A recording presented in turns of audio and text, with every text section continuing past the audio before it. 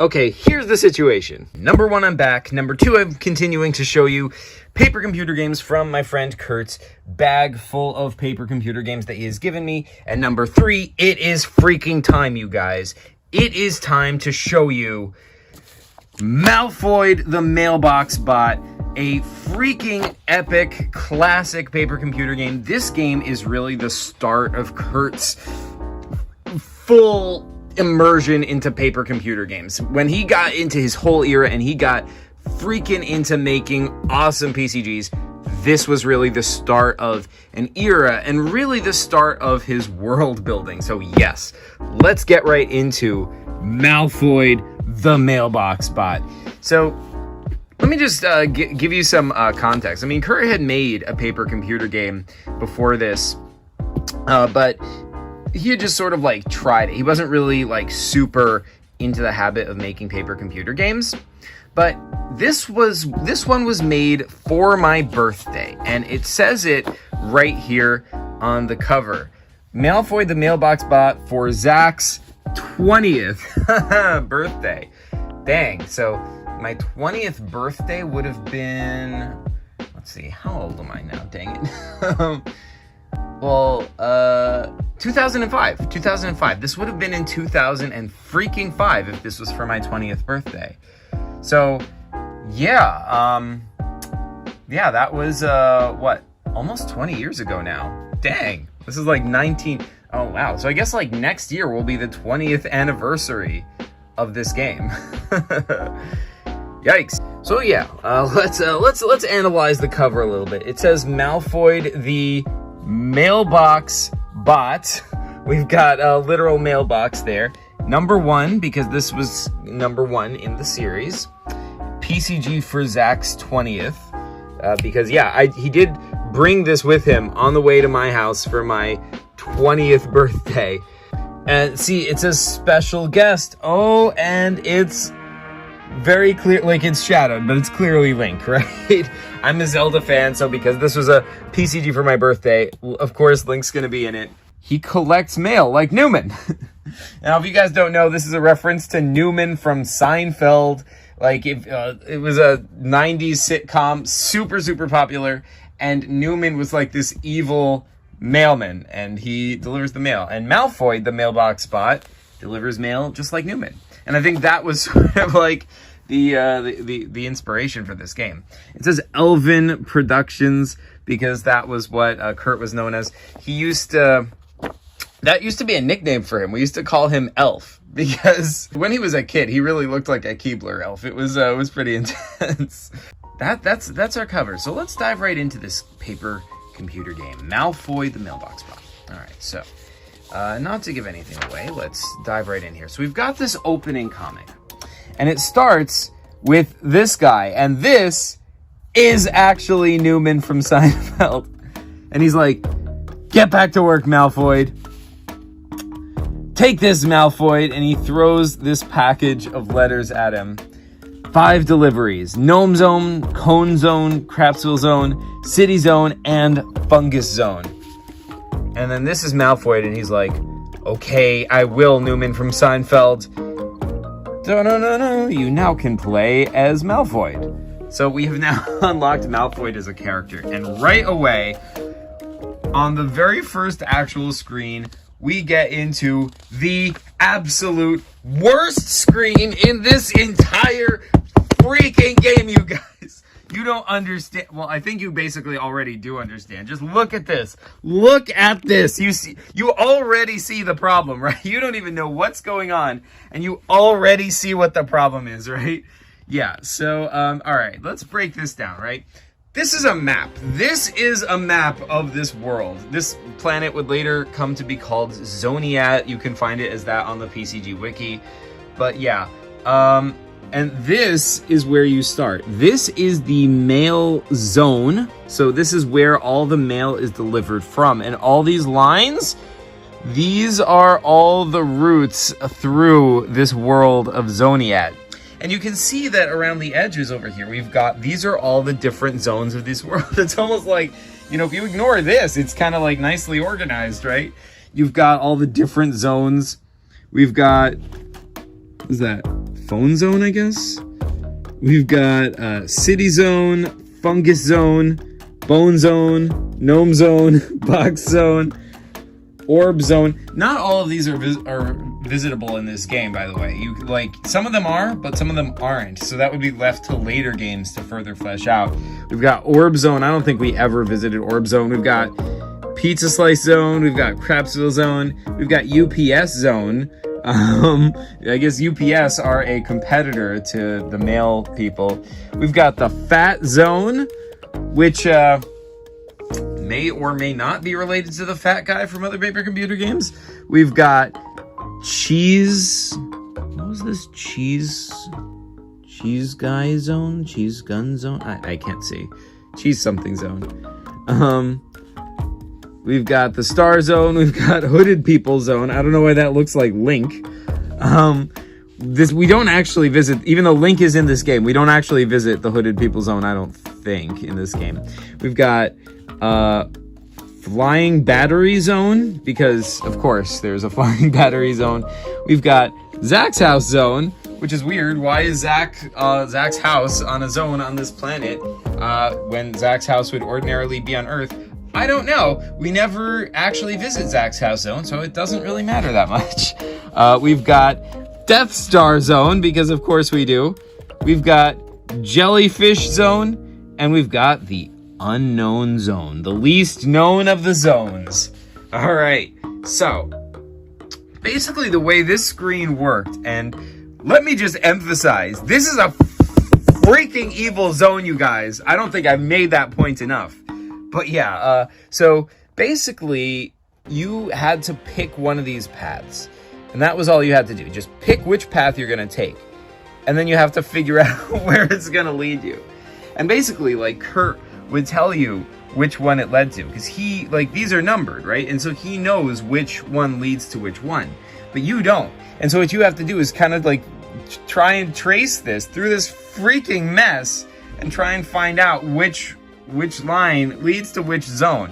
So if your job is to deliver the mail, right? Like, as we said in this comic scene, your job is to deliver these 5 letters to these 5 zones.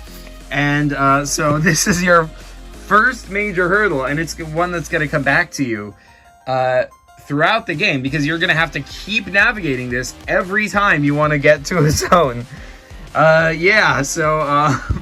This, I think, very effectively sets the tone for Kurt's paper computer games moving forward, because, yes, they are really this evil. Oh, man, I don't think we have anything on the back over here. That was just ad for Haunted Tours. This is the ranch we used to go to, by the way, the Triple C Ranch. Like, after the teen center, we used to go to the ranch, and sometimes we would help them with their work and, like, shovel, straw and whatnot. I don't know what we used to do. And we would see the animals. It was a fun time. Good times, you guys. Anyway, yeah, not sure what's going on over here. Looks like you've got to follow some sort of a path. I do not remember this at all. No idea. I'm not sure which zone we're in either. Now this is, clearly a grid, and that's MALPHOID. From a aerial angle, you had to, like, navigate the grid. I don't remember this one either. But over here, oh, wait. On the back of this page, because these are front and back, we are in the cone zone. So yeah, here is the cone zone. This is where these, like, cone robots live. Over here we've got Chef Cheese. I don't really remember much about this area. I remember you had to get in. I remember that, like, it was difficult to get past these guys. You couldn't just leave your mail in the mailbox for some reason. You had to get inside. And once you get inside, you meet this guy. This is Conan O'Brien. Oh, yes. Conan O'Brien is a cone bot. He's not the actual Conan O'Brien. This is Conan O'Brien, the cone bot, and you had to deliver mail to him, and that was basically that. On the back of this, we've got this. I do not know what's going on here. Anyway, Next up, we get to the good old gnome zone. Now, the problem with the gnome zone is, first of all, the gnomes are very particular. They don't want to let you in. And, you know, by the way, you know, Chris has complained, by the way, that, you know how there's like a series of gnome paper computer games that everyone like Epic and all those people were building onto? Chris has complained that that was never connected to this. Like, this is the original gnomes in paper computer games. But the gnomes that, you know, were based on my PCG had no connection to this. It was just random gnomes. But yeah, anyway. So this is the gnome zone. They've got multiple like security cameras and security lasers. There's like a gnome hat over there. And over here we've got a door. Now, the gnomes are very particular. They don't want to let anyone in, but they do like eating human flesh. That is apparently a fact about gnomes on this planet. And so I don't remember what the puzzle was, but I remember being stuck here on this screen trying to, like, you could talk to somebody, to one of the gnomes through the door, and they're like watching you through the security camera, and you have to like convince them somehow to let you in. And once you do get let into the gnome zone, this is the gnome zone proper. Dun dun dun. So here, that's us, that's MALPHOID. We've got over here, this is Shinobi. And Shinobi is the quintessential classic gnome. He's evil, he's like, ah, and he just wants to eat your flesh. And you have to find a way to get past him and stop him from eating your flesh. I do not remember how to do it. It was a hard screen, I remember that much. There's like some monster over here. I think that was another gnome that was like hiding in the trees over here.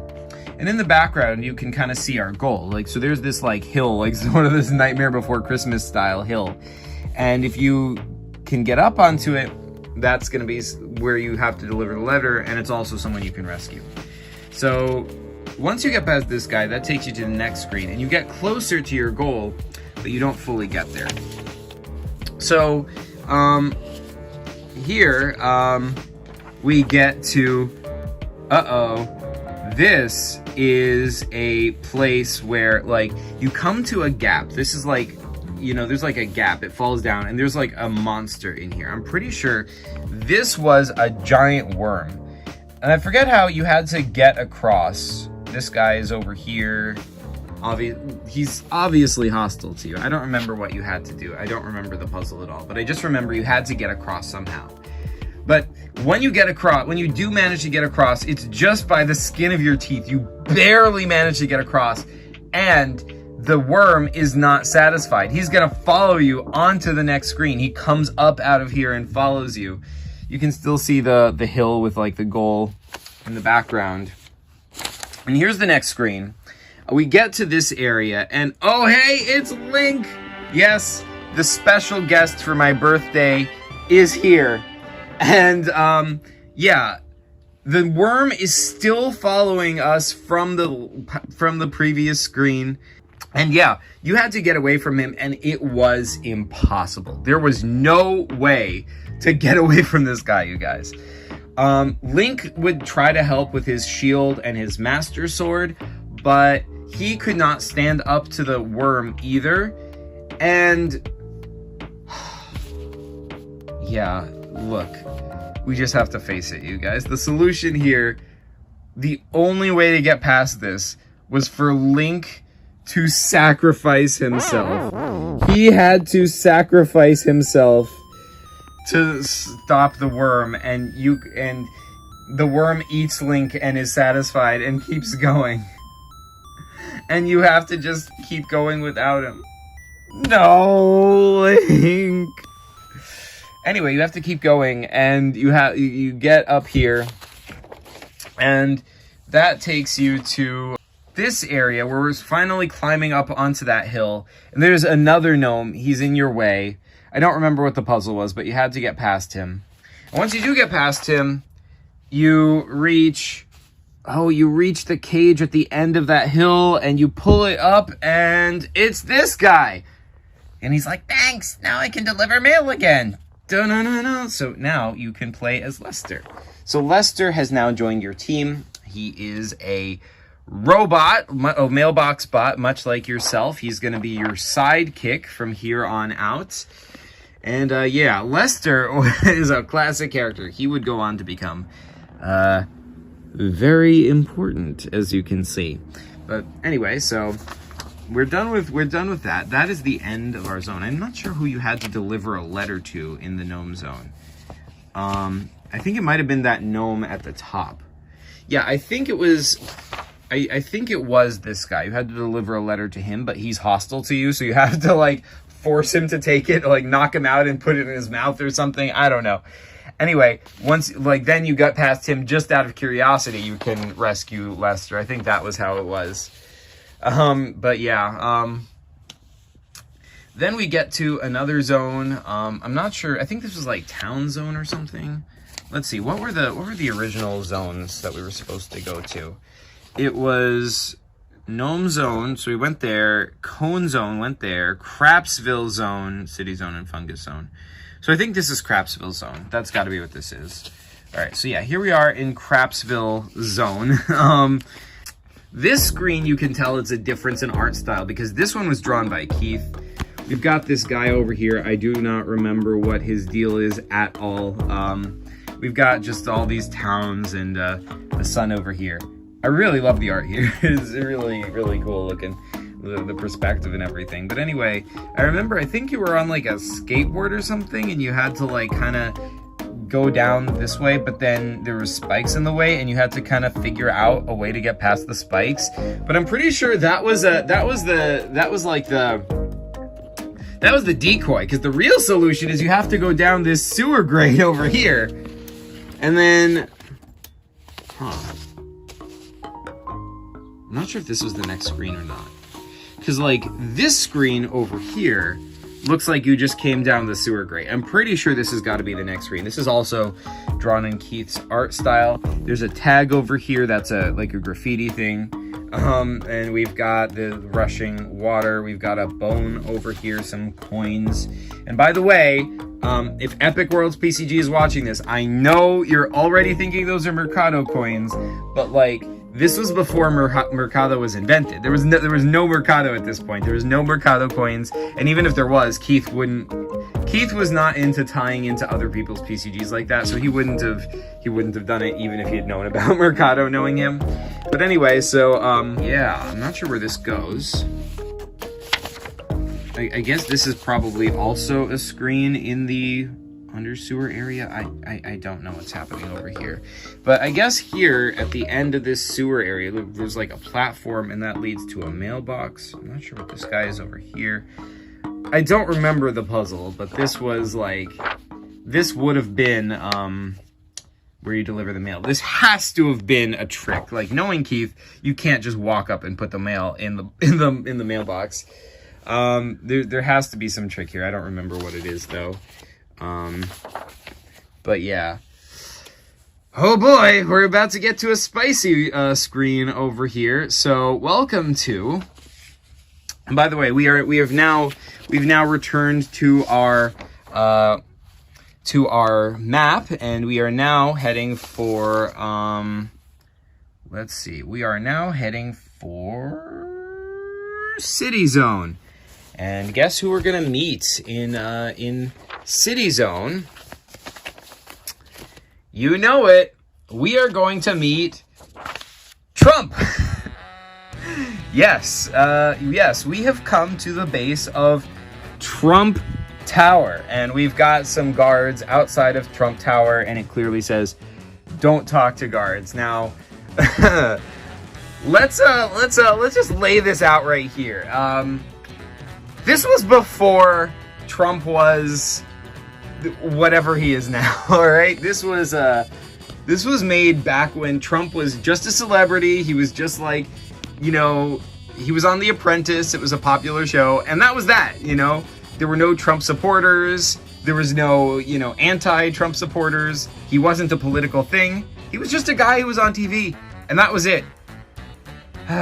Those were nicer days in some ways. Anyway, so yeah, we are here at Trump Tower. It says, do not push. I don't remember the puzzle. You had to get inside, obviously. Oh, actually, I think this was outside of Trump Tower. I think this was actually the first screen of City Zone. There's like, you had to like, there's a garbage can. You have to get over this fence and you have to take this taxi within City Zone, I think. Then we get to here. Oh, no, wait. We get to... No, I'm sorry. This is when you get inside Trump Tower, because this is the lobby of Trump Tower, and you can see, obviously, it's got, like, Trump logo over here. My God. Like, looking, like, this is so weird. This is so weird, looking back, considering what we know now about, you know, Trump and all that. Oh my goodness. Anyway, so yeah, there was the receptionist here. I don't remember what his deal was. I think all the people in Trump Tower were hostile to you. There was multiple doors and staircases. I think then there was like an elevator. I don't remember what the deal is. I think you had to go up the staircase because here's where you come up the stairs and then you have to go further up, and then there's the next elevator screen. And then we get to this higher level of Trump Tower. And these Trump bots is just like Trump. And the walls, of course, say Trump. The bots were hostile. Also, you had to beat up the Trump bots. Oh, man. Like, it's so weird to look at this because, like, now, if somebody were to make this now, this would be super political, right? This would have so much political meaning. But back then, when this was made, it didn't. I didn't think anything of this when it was played. It's just like, oh yeah, sure. Like, Trump is some like crazy businessman dude, and he's got evil robots. Sure, why not? You know, this was just you just didn't think anything of it. What a weird how things have changed. My goodness. Anyway, so yeah, you had to beat up the Trump bots.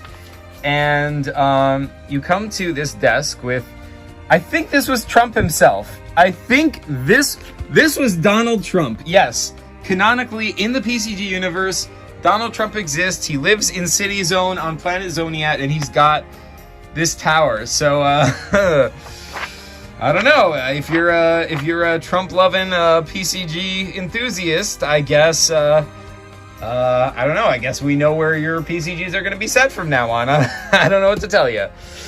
There's this guy. I don't know who that's supposed to be. I guess Trump's one of Trump's secretaries or whatever. And I think you had to deliver the letter to Trump. I think that was it. I think that was who you had to deliver the letter to.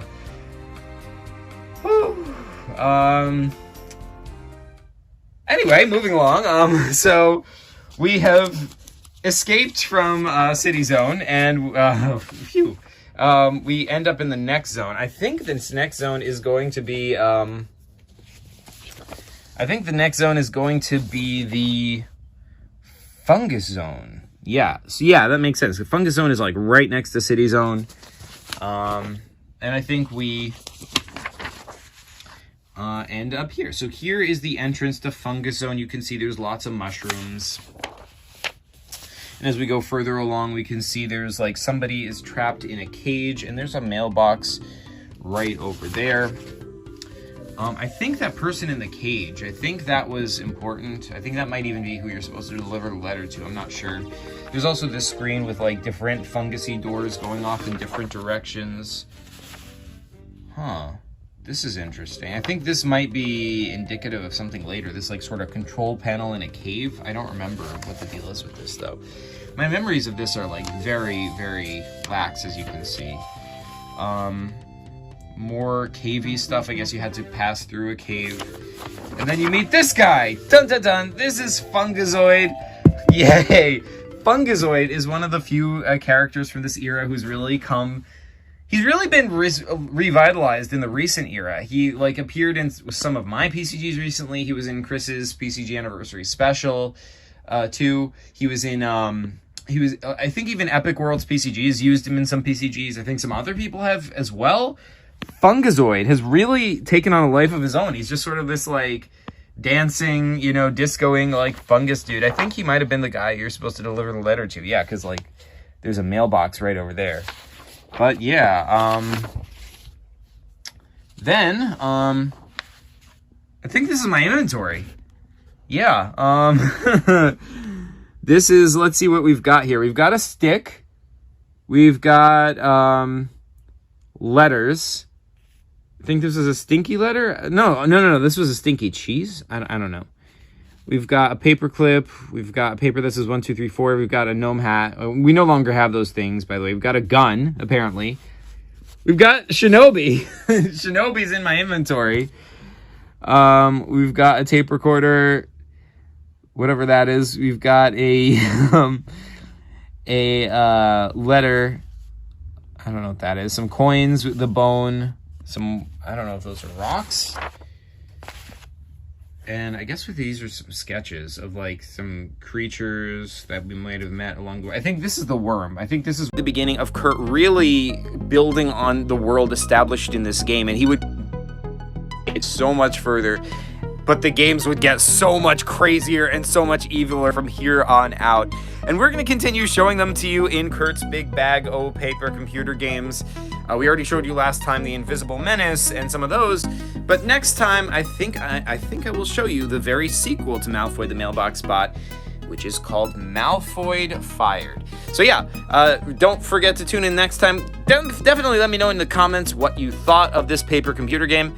And yeah, thanks so much for watching, folks, and peace to you later.